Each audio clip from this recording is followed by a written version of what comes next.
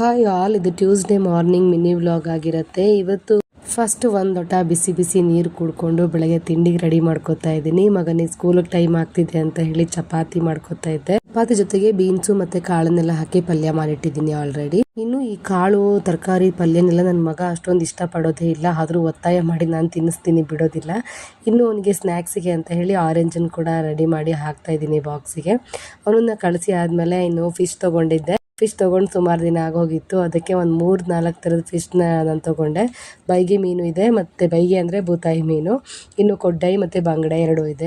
ಈ ಮೀನುಗಳನ್ನೆಲ್ಲ ನೀಟಾಗಿ ಕ್ಲೀನ್ ಮಾಡ್ಕೊಳ್ಳೋಕ್ಕೆ ಹೆಚ್ಚು ಕಡಿಮೆ 1 ಅವರ್ ಹತ್ತಿರ ಆಗೋಯಿತು. ಅಷ್ಟನ್ನು ನಾನು ಡಿವೈಡ್ ಮಾಡಿ 3 ಬಾಕ್ಸ್ಗಳಿಗೂ 3 ಥರದನ್ನು ಸಪ್ರೇಟಾಗಿ ಎತ್ತಿ ಸ್ಟೋರ್ ಮಾಡಿ ಫ್ರಿಜ್ಜಲ್ಲಿ ಎತ್ತಿಟ್ಕೋತಾ ಇದ್ದೀನಿ. ಅದರಲ್ಲಿ ಒಂದು ಸ್ವಲ್ಪ ಅಷ್ಟೇ ಇವತ್ತು ಸಾಂಬಾರು ಮಾಡೋಣ ಅಂತ ಎತ್ತಿಟ್ಕೊಂಡಿದ್ದೀನಿ. ಇನ್ನು ಇವತ್ತು ಬೈಗೆ ಮೀನಿನ ಸಾಂಬಾರು ಮಾಡಿದೆ. ತುಂಬ ಅಂದರೆ ತುಂಬಾನೇ ಚೆನ್ನಾಗಿ ಬಂದಿತ್ತು. ರೆಸಿಪಿನ ಫುಲ್ ಡೀಟೇಲ್ ಆಗಿ ನನ್ನ ಯೂಟ್ಯೂಬ್ ಚಾನಲ್ ಆಗಿರುವಂಥ ಮಲ್ನಾಡ್ ಬ್ಲಾಗ್ಸ್ ಕನ್ನಡದಲ್ಲಿ ಹಾಕಿರ್ತೀನಿ.